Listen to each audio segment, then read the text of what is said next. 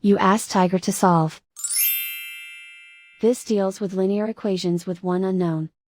The final result is y equals 2. Let's solve it step by step. Group all constants on the right side of the equation.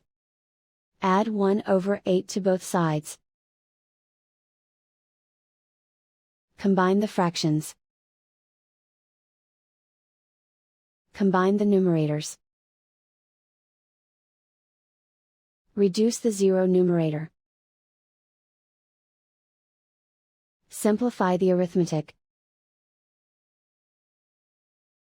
Combine the fractions. Combine the numerators.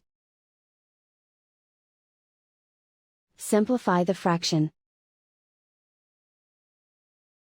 Isolate the y. Multiply both sides by inverse fraction 2/1.